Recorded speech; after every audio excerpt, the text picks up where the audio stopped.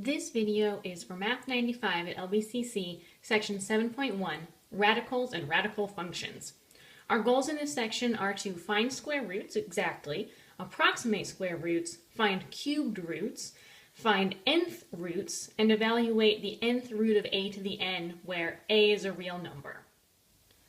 Before we jump into those radicals, I want to remind you about the idea of an inverse function. You're already familiar with this idea, although you may not remember it. So I want you to think about what operation, what action undoes addition. Have you got an idea? I'm going to tell you that I think that what undoes addition is the operation of subtraction, because those two operations are inverses. Addition undoes subtraction, and subtraction undoes addition. Now what about dividing? You know this one too. Dividing undoes multiplication. And similarly, multiplication undoes dividing. So these are things that you've become familiar with as you've been solving equations. Now, what would undo squaring? This is probably something you haven't thought about before. So what would undo an x squared? Have you seen this before? The answer is a square root. You've probably seen square roots before, but you may not have seen it in quite this context. A square root has that radicand symbol. So now we're going to jump into square roots. The radicand is the thing that is inside the radical. That's just a little bit of vocabulary. So in my square root of a here, the a is the radicand, and this square root sign here is what we call a radical. You won't hear people refer to radicand nearly as often as you'll hear people refer to the radical. Finally, in a square root, the radicand should be a non-negative number. Can you think of why? Okay, while you think about why the radicand should be a non-negative number, I'm going to go ahead and simplify each of these. The square root of 25 is asking what multiplied by itself equals 25. And the answer here is 5, since 5 multiplied by itself is 25, or 5 squared is 25. Here I've got something that's a little bit interesting. I have negative the square root of 9/25. That negative out front just tells me that my whole entire answer will end up being negative. Now what multiplied by itself would be 9/25?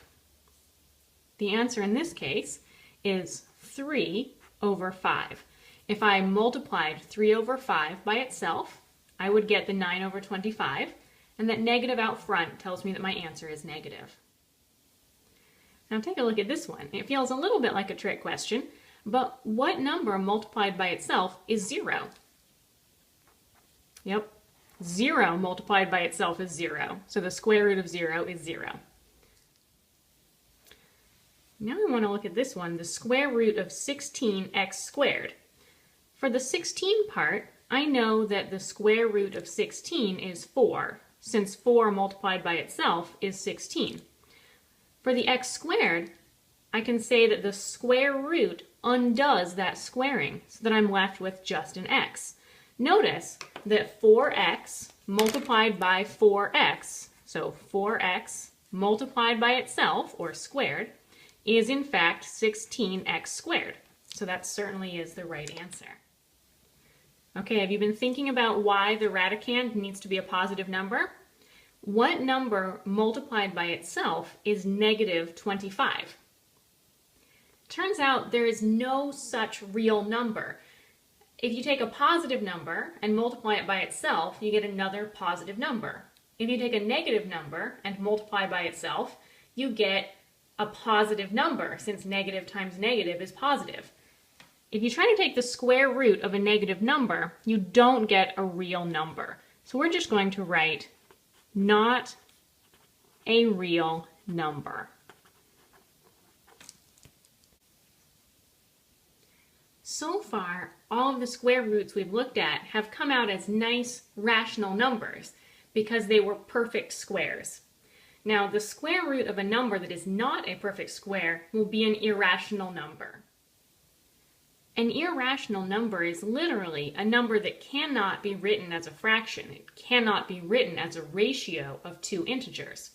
However, most students find this second definition a little bit more helpful in practice. An irrational number will also be a non-repeating, non-ending decimal. We'll go ahead and look at an example by approximating the square root of 30. I'll be using my calculator to approximate the square root of 30. I use my square root symbol and then put 30 inside and close the parentheses.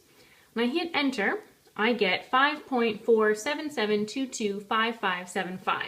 Notice that this decimal doesn't seem to have a pattern to it. And if we followed this out even farther, it would keep going and going and going, and it would never end. So I can round to get an approximate answer. The square root of 30 is about 5.48. Notice that 5.48 is an approximate answer. If you're ever asked for an exact answer, you should leave the number under the square root and call it just the square root of 30. This, the square root of 30, is the exact answer. 5.48 is an approximate answer. Now we can check that this approximate answer is approximately right, that it's reasonable. If the square root of 30 is about 5.48, then 5.48 squared ought to be about 30. So let's check and see if 5.48 squared is about 30. When I square 5.48, I get 30.0304. This is about 30, so it's a good approximation.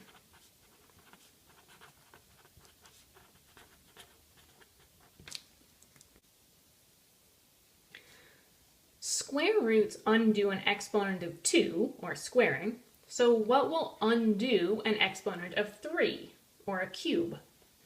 We call that the cubed root, and here's its nice mathematical definition.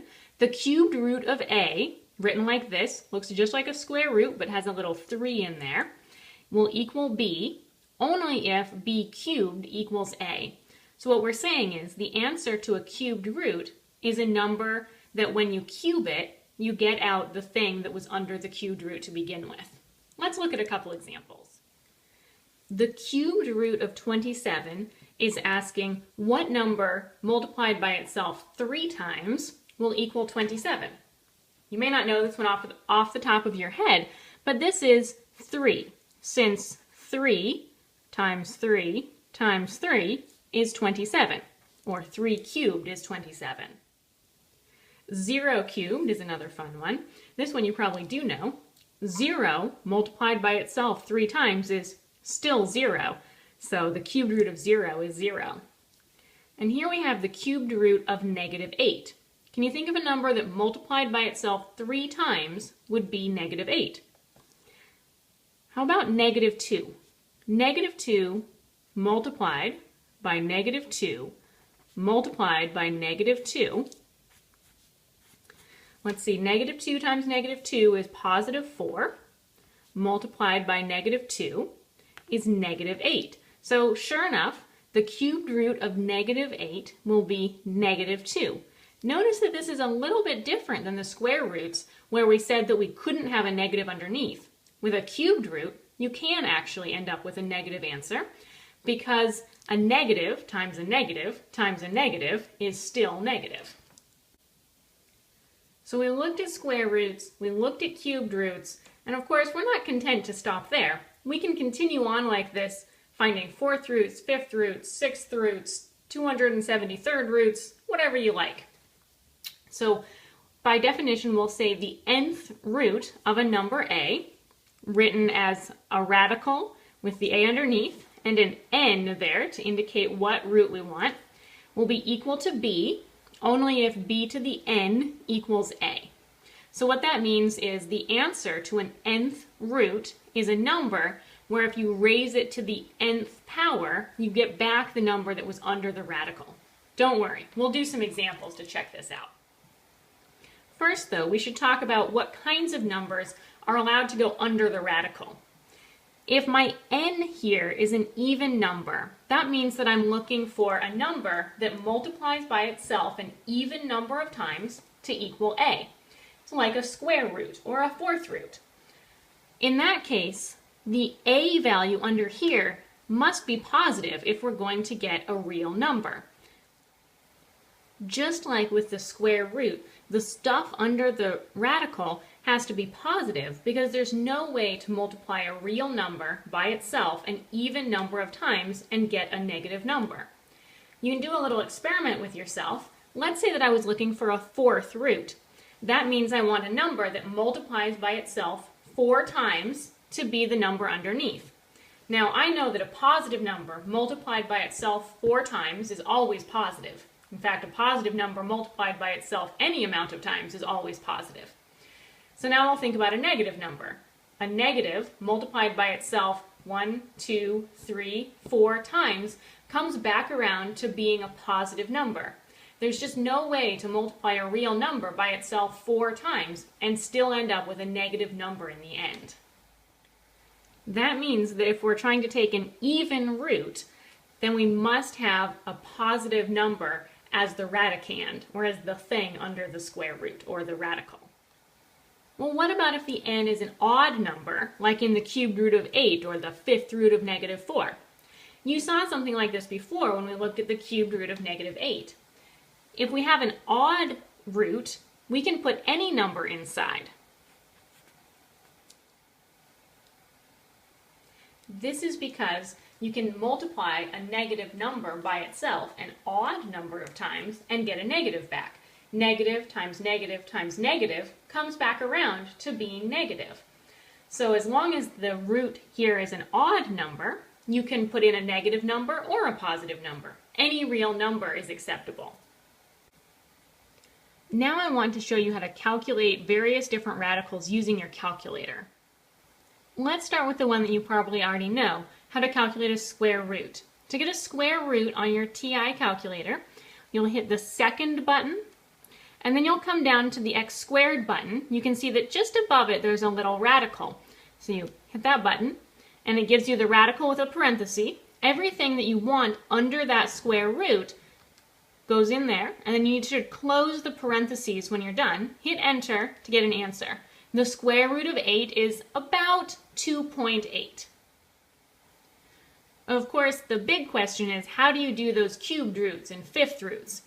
So first I'm going to show you a cubed root.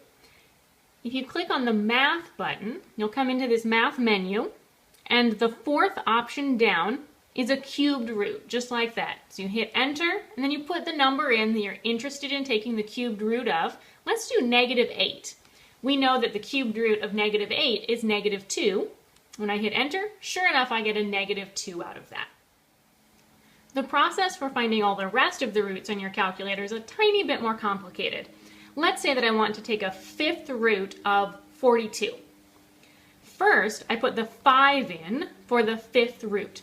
Then I go back into that math menu, and I want the fifth option down here, the one that has that little X with a radical sign. I'll scroll down to that, and then hit enter.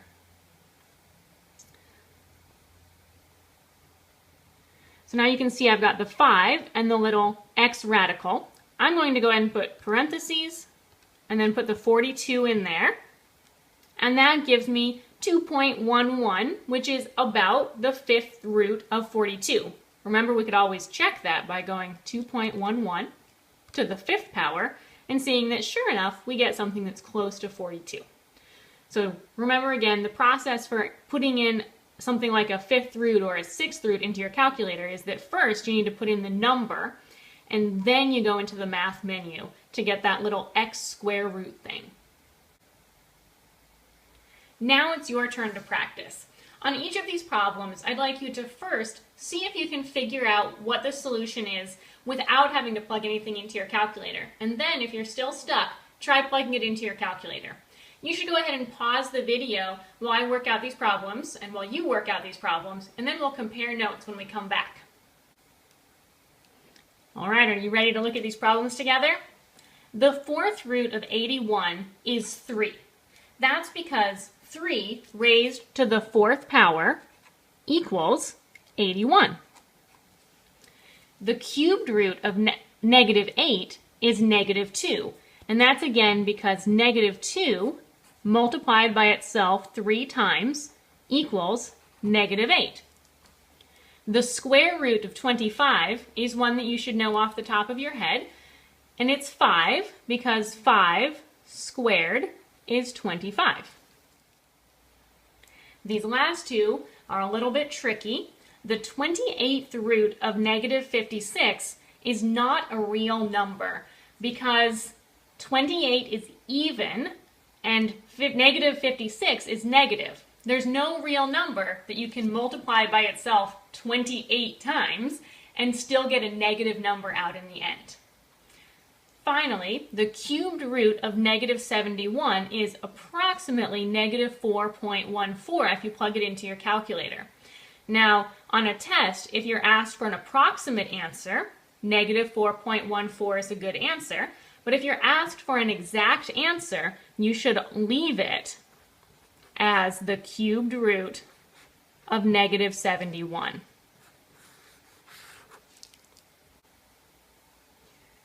Now we're going to see if we can push this one step further. What if the stuff under the radical is not a number, but is a variable instead? For example, I have the square root of x to the 10th. Can you think of anything that multiplied by itself would be x to the 10th? Go ahead and take a moment and think about that. My suggestion is going to be x to the 5th. Now remember, you can check to see if your square root is correct. The square root of x to the 10th will be x to the 5th only if x to the 5th multiplied by itself actually equals x to the 10th. Remember that when you multiply two things with the same base, you add their exponents. So x to the 5th times x to the 5th is definitely x to the 10th. So I'm right. The square root of x to the 10th is x to the 5th. To be completely precise, we should slap some absolute value bars around that, but we're not really going to worry about that. We've said that a square root undoes squaring, a cubed root undoes cubing, and so on. We can use that idea to simplify some expressions in a kind of obvious way once you see it. For instance, the square root of 7 squared will just be 7 because the square root undoes the squaring. Remember that this square root is asking the question, what number squared equals 7 squared? When you say it that way, it sounds sort of like a trick question. Similarly, over here, the square root of negative 8 squared is asking, what number squared equals negative 8 squared? And that answer will be negative 8. However, do you remember that thing I said earlier about how to be really careful? We ought to slap some absolute value bars on this. This one will turn out to be just regular positive 8. Now I want to run through that with you using just an order of operations argument. Let's say that you didn't notice that the square root and the squared could undo each other. Then you would have the square root of, let's see, negative 8 squared is positive 64. And the square root of 64 is 8. We should get that same answer no matter which route we take. The upshot is, when somebody hands you a square root, you can assume that they're looking for a positive answer. And if you're thinking, well gosh, negative 8 multiplied by itself does equal positive 64, what's up with this? Don't worry, we're going to come back to that. The deal is that when somebody gives you a square root and doesn't tell you plus or negative, we always assume that we're looking for the principal square root or the positive square root. So moving on, if I have the 5th root of x to the 5th, again, the 5th root and the x to the 5th power undo each other, and this leaves me with just a regular old x. Remember again, this is asking what thing raised to the 5th power equals x to the 5th power? And that's got to be x. Finally, over here, I've got the 42nd root of y minus 3 to the 42nd power. Again, the root and the power undo each other, and I'm left with y minus 3. Now, typically, I'm going to be pretty happy with the answer y minus 3, but to be absolutely careful, we should slap some absolute value bars on it. So when you're checking your answers in the back of the book, if you notice that they put absolute value bars around something, that's all right. You're probably not wrong. Just remember that when the root is even, we kind of know that the answer ought to come out positive, unless we've explicitly been told that the answer is negative by someone putting a negative sign out in front. So now it's your turn to get a little bit of practice. Here are 4 problems. Go ahead and try them. Pause the video, write down your answers, and then go ahead and start the video up again, and we'll talk about each of these problems. All right, we're back. Are you ready to talk about these problems? The 4th root of 16 is asking what number raised to the 4th power equals 16? The answer turns out to be 2, since 2 to the 4th power is 2, 4, 8, 16. 2 to the 4th power is 16, so the 4th root of 16 is 2. Now this one might have thrown you for a bit of a loop, the cubed root of 8x to the 6th. For the 8, hopefully you're noticing that the cubed root of 8 is 2, since 2 times 2 times 2 is 8. Now what about that x to the 6th part? What we're looking for here is something, some term, that when you multiply it by itself 3 times, you get 8x to the 6th. Now we've already taken care of the 8 part by having a 2. 2 times 2 times 2 is going to give me 8 there. But what do I need to put in here to get an x to the 6th? Basically, I'm taking these 6 x's and dividing them up into 3 groups. Well, 6 divided by 3 is 2. So I will need 2 x's in each group to make this work. And what do you think? Does it work? Is 2x squared multiplied by itself 3 times 8x to the 6th? I think so, since 2 times 2 times 2 is 8, and x squared times x squared times x squared gives me 1, 2, 3, 4, 5, 6 x's. We can apply that same idea over here with the 4th root of x to the 12th.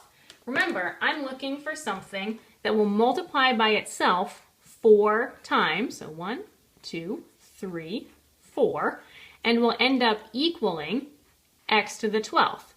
So essentially, I'm taking those 12 x's and dividing them up into 4 groups. How many are in each group? Well, 12 divided by 4 is 3, so I must need x cubed for each group to end up with an x to the 12th after I take it to the 4th power. So the 4th root of x to the 12th is x cubed, since x cubed multiplied by itself 4 times becomes x to the 12th. And yes, if we're being careful, since this is an even power, or an even radical, I should slap some absolute values around that x cubed. Finally, let's look at the 7th root of y to the 7th. Remember, this is one of those silly questions that's asking what thing raised to the 7th power would equal y to the 7th power? Well, that thing has got to be y, so because the 7th root and the 7th power cancel each other out. And notice that because this is an odd power, I don't feel like I need to put absolute values around the y. The last thing that we're going to do in this section is graph square and cube root functions. We're going to restrict ourselves to just graphing square roots and cube roots. We won't look any farther at things like 4th roots or 5th roots or 6th roots. In order to graph a function, we really want the outputs to be real numbers. So with the square root, or any even root function, we have to be a little bit careful about what kind of numbers we plug in. That is, we need to be careful of the domain of the square root. For example, I have f of x equals the square root of x plus 2, and I want to figure out what the domain of that is. The key here is that I can't put a negative into a square root, which means that the stuff under the square root must be greater than or equal to 0. So all I did was take the stuff under the square root and set it greater than or equal to 0. Now I have a little inequality that I can solve by subtracting 2 from each side. And I say x must be greater than or equal to -2. This set of numbers here is the domain of my function f of x. Any number that's bigger than or equal to -2 will be just fine in here. But if I plug in a number that's smaller than -2, I'm going to end up with a negative under the square root and not be able to get a real number as an output. Now I'd like to graph this just by making a table of values. Remember that you can always graph any function by making a table of values. What you do is make a table, put x's on one side, y's on the other, pick a few values for x that you're going to plug them in, and see what you get, and then plot those points. Now, I know that I just told you that x has to be greater than or equal to -2, but I want you to see what happens when I try to plug in a number less than -2, like -3.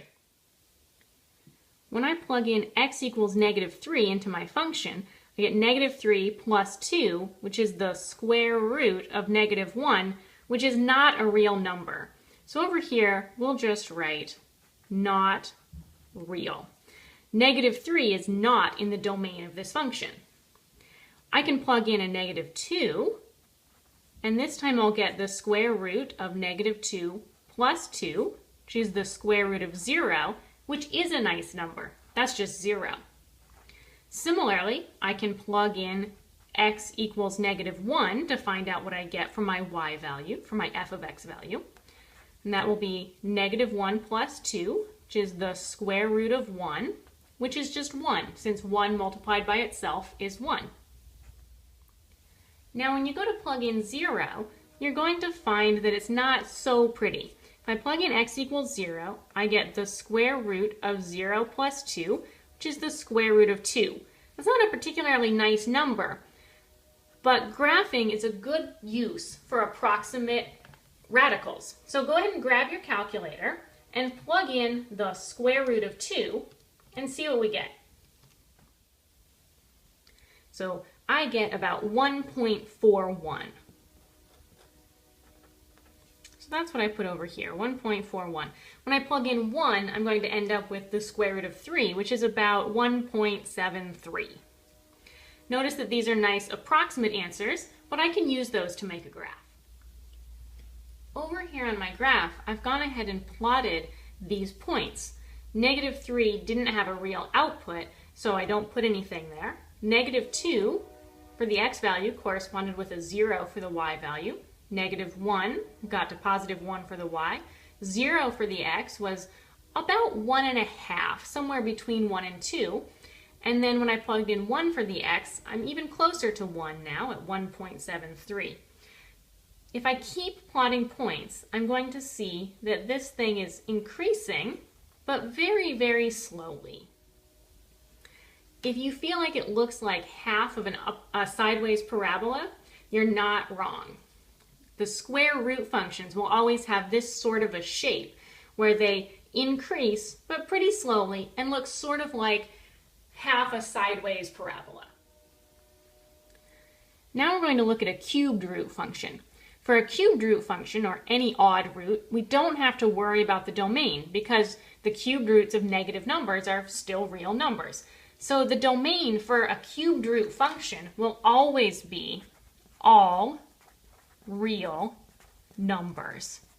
If you're checking in the back of your book, they might write it like this, the interval from -infinity to +infinity.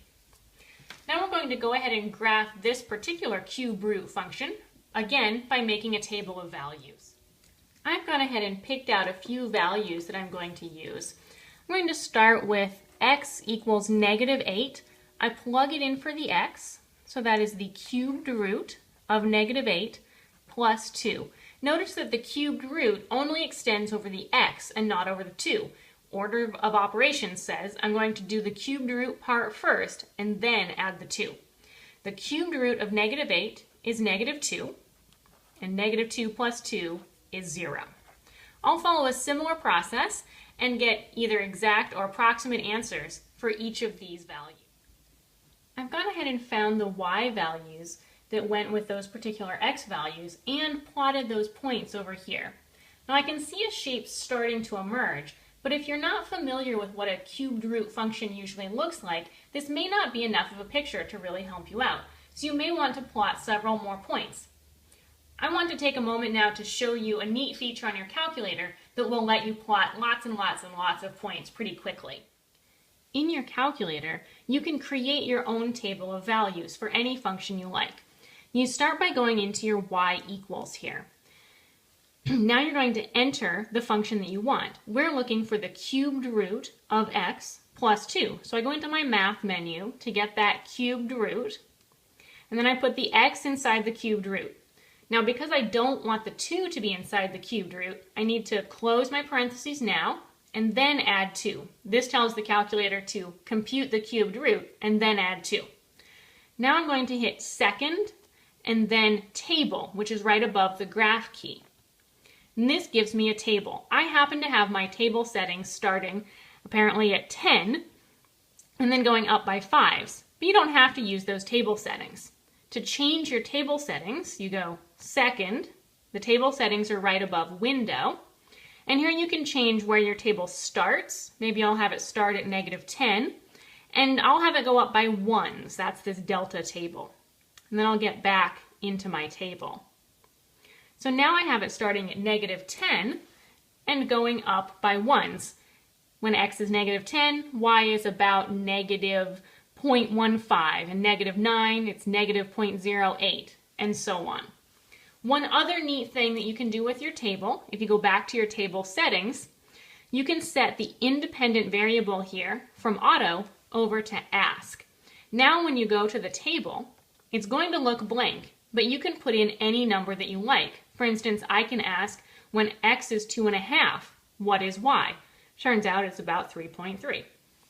So you can plug in any number here now really easily. For instance, I could plug in 50 and get, not very big, 5.684. So this is just another feature that you could use to help you generate a whole bunch more points for making a nice table of values.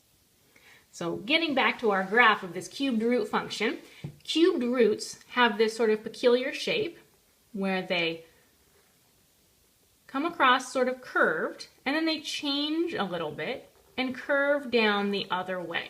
And they keep going like that forever. Similarly to the square root, they keep going up or down, but they don't grow very quickly. Unlike the square root, they keep going both up and down in both directions forever. Last example, we're going to look at finding the domain of some of these radical functions. First I have f of x equals the fourth root of 3x plus 7. Now remember that for an even root, the stuff under the square root needs to be positive. In other words, that 3x plus 7 must be greater than or equal to 0.